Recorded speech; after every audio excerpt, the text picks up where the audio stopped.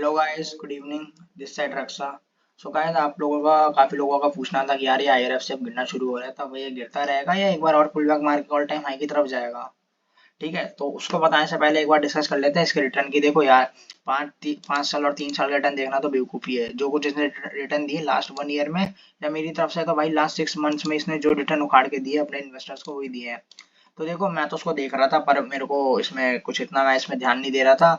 मैं थोड़े बड़े बड़े मतलब mid cap large cap companies में लगाना है जिनके थोड़े शेयर के प्राइस ज्यादा होते हैं, तो उनमें मैं ज्यादा लगाना इन्वेस्ट करना पसंद करता हूँ अपनी तरफ से। पर अब थोड़ा ध्यान दूंगा इन तरफ, इन लोगों के जो थोड़े कम प्राइस के शेयर है, चाहे मिड कैप कंपनी है, चाहे स्मॉल कैप है, चाहे लार्ज कैप है, उनमें भी थोड़ा इन्वेस्ट करना सोचूंगा। ठीक है, अब धीरे धीरे इनकी तरफ ध्यान देना शुरू करूंगा। इस बार इसके रिटर्न देख के मेरे तो होश उड़ गए हैं। ठीक है, तो मैं इनको बताता हूँ ये रिटर्न, इसने जो भी रिटर्न दिए लास्ट 6 मंथ्स के अंदर इतने इसने रिटर्न निकाल के दिए। अब बंदे कह रहे हैं ये गिर क्यों रहा है। भाई, गिरने का पहला रीजन है कि जो लोगों की होप थी ना, उससे होप से मार्केट को इस बार रेलवे सेक्टर को कम बजट एलोकेट हुआ है। ठीक है, इस बार जैसे आपको पता है इलेक्शन है, तो दो बजट निकले के, इंटरिम निकलेगा और एक आपका प्री इंटरिम, और एक वो आपका निकलेगा एनुअल बजट। सो जो एनुअल बजट होगा जुलाई के मंथ में आएगा, जब जो गवर्नमेंट इलेक्ट होगी वो अपने हिसाब से बजट इशू करेगी। तो इसलिए अभी इंटरिम बजट आया था, तो लोगों की होप थी कि इस बार रेलवे सेक्टर को 25% इंक्रीज और मिलेगा। इनके जो फंड इनको मिलता है हर साल की तरह, इस बार 25% मिलेगा मैक्स मैक्स केस में। पर वर्स्ट केस में क्या आता है कि 10% मिलेगा, पर जो मिला है वो मिला है 5%। तो ना मैक्स केस हुआ, वर्स्ट से भी गंदा हुआ। तो मेरे हिसाब से तो भाई मार्केट को इस बार आईआरएफसी के शेयर को तो एकदम बिखर जाना था, लोअर सर्किट लग जाना चाहिए था। पर आई डोंट नो भाई हुआ क्यों नहीं। जो अभी भी बड़े बड़े प्लेयर है वो अपनी पोजीशन को इसके अंदर होल्ड करके बैठे हुए हैं। सो मैं बता देता हूँ, अगर मेरा जो मेरी ये क्या कहते हैं, मेरी प्रोडिक्शन है या मेरी एक आप मान लो मेरी राय है कि कब गिर सकता है कब बढ़ सकता है, एक बार इस पर रिसर्च कर लेते हैं, एक बार देख लेते हैं क्या सीन है इसका। ठीक है, सो देखो ये मैंने डिवाइस टाइम फ्रेम लगा रखा है। ठीक है, तो देखते हैं इसको आगे होता क्या है इसके साथ। ठीक है, तो लास्ट जो भी 2 ईयर्स 3 ईयर 2 ईयर से स्टॉक है, तो इसने कोई भी रिटर्न नहीं दिया है। लास्ट 6 मंथ में मेरे हिसाब से जो रिटर्न दिए भाई, बहुत फाड़ू रिटर्न दिए, फाड़ू रिटर्न कहते हैं ना, उस हिसाब से दिए हैं। तो मैं इसको देख लेते हैं एक बार, डिवाइस टाइम फ्रेम पे इसके एनालिसिस कर लेते हैं। तो डिवाइस टाइम फ्रेम पे ना ये एक सिमेट्रिकल ट्रायंगल का पैटर्न फॉर्म कर रहा है। ठीक है, तो मैं इसको एक बार बना के आपको दिखा देता हूँ क्या सीन है इसका।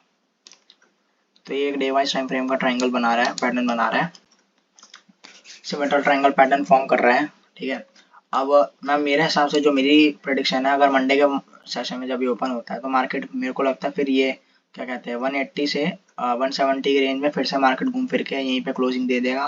फिर उसके अगले दिन यहीं पे क्लोजिंग दे देगा। मेरे को लगता है वेडनेसडे या ट्यूसडे के सेशन में हमें पता चलेगा मार्केट का क्या बिहेवियर है। अगर उसको ऊपर जाना है, अगर ये मार्केट के 180 के ऊपर अपने को सस्टेन कर लेता है, तो फिर ये ऑल टाइम हाई की तरफ रेडी है, फिर ये ऊपर ही जाएगा। ठीक है, फिर डरने की कोई बात नहीं है।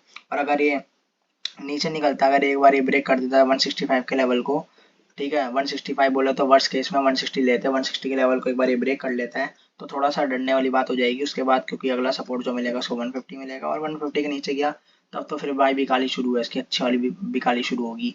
फिर ये 130 के पास रुकेगा। पर है, मैं आपको बता देता हूँ, अभी इलेक्शन सर पे है, तो ये गवर्नमेंट सेक्टर है आईआरएफसी रेलवे सेक्टर, तो कोई गवर्नमेंट चाहेगी नहीं कि उनका कोई भी सेक्टर बैड परफॉर्म करे। ठीक है, जिससे अपने देश के बंदों को या इन्वेस्टर्स को कोई घाटा हो, जिससे गवर्नमेंट पे बात है यार ऐसी गवर्नमेंट है वैसी गवर्नमेंट है। ठीक है, समझ रहे हो ना। तो अभी तो बड़े प्लेयर्स के अंदर बैठे हुए हैं। ठीक है, जो मैंने आपको बताया कि जो भी इनको बजट मिला है उस हिसाब से तो इनको लोअर सर्किट लगने थे, होप से कम मिला है। वैसे मार्केट बहुत तगड़ा रिएक्ट करती है अगर इंडेक्स की बात करें तो। वैसे स्टॉक में इसलिए नहीं हुआ क्योंकि अभी इलेक्शन का टाइम है। ठीक है, तो बाकी आप देख लेना अपने हिसाब से, अगर आपको इन्वेस्ट करना है। मैं एज आई एम नॉट सभी रजिस्टर्ड, तो मैं आपको कोई राय नहीं दे रहा, बट मेरी प्रिडिक्शन बता रही है ऐसा हो सकता है। ठीक है, बाकी बात करें अपना वीकली चार्ट पे, तो एक बार देख लेते हैं वीकली चार्ट पे। मैं एक बार टाइम हटा देता हूँ, वीकली चार्ट पे एक बार देख लेते हैं। तो वीकली चार्ट पे इसने इनसाइड कैंडल फॉर्म कर रखी। ठीक है, देखो वीकली चार्ट पे मैं बताता हूँ, वीकली चार्ट पे अगर मार्केट अगले वीक ओपन होके 176 के ऊपर क्लोजिंग देता है, तब तो फिर मार्केट रेडी है अपने ऑल टाइम हाई की तरफ निकालने के लिए। ठीक है, ऑल टाइम हाई पक्का निकलेगा। अगर 186 निकाल दिया तो 100% निकलेगा, और यहाँ पे निकाल दिया तो 80% चांस है कि ऑल टाइम हाई है। और अगर 168 के नीचे क्लोजिंग दे देता है, 165 160 की क्लोजिंग देता है, तब फिर मार्केट में थोड़ी चिंता की बात हो जाएगी कि अब ये जो आईआरएफसी में बार बार मार्केट बोल रहा हूँ, सॉरी, तो शेयर की बात कर रहा हूँ कि आईआरएफसी का शेयर बार बार अब गिर सकता है इसके बाद, अगर 160 के नीचे अपनी क्लोजिंग दे देता है। तो बाकी आप बताना आपकी क्या राय है एक बार अपने कमेंट सेक्शन में। मैंने आपको जैसा बता दिया एक बार फिर से बता देता हूँ। अगर मार्केट अपने चार्ट एक बार दिखा देता हूँ आपको। हाँ, एक बार आपको बता देता हूँ वापस से। अगर मार्केट अगले मंडे के सेशन के दिन अपने को, मेरी प्रेडिक्शन यही है कि मंडे सेशन के दिन मार्केट अपने को 10 पॉइंट की रेंज में होल्ड कर लेगा। ट्यूसडे वेडनेसडे को डिसाइड करेगा कि मार्केट को ऑल टाइम हाई जाना है या अपना वापस से गिरना बिकाली शुरू हो जाएगी, क्योंकि अभी इसके अंदर बड़े प्लेयर बैठे हुए हैं। तो अभी डरने की बात नहीं है, जब तक ये इस पैटर्न के अंदर है। ब्रेकआउट देता है या ब्रेक डाउन करता है वो तो आने वाला टाइम बताएगा। मंडे को हमें पता चल जाएगा। मंडे के सेशन के अंदर मार्केट इसी रेंज में बंद हो जाएगा। ठीक है, मंडे को एक और वीडियो आ जाएगी अगर आप बोलोगे तो। बाकी अगर आपकी क्या राय है मेरे को जरूर बताना, और किसने कितना शेयर होल्ड करा है वो भी बताना। पर मैं आपको अपना बता देता हूँ, आप मेरे चैनल पे जाके देख सकते हो।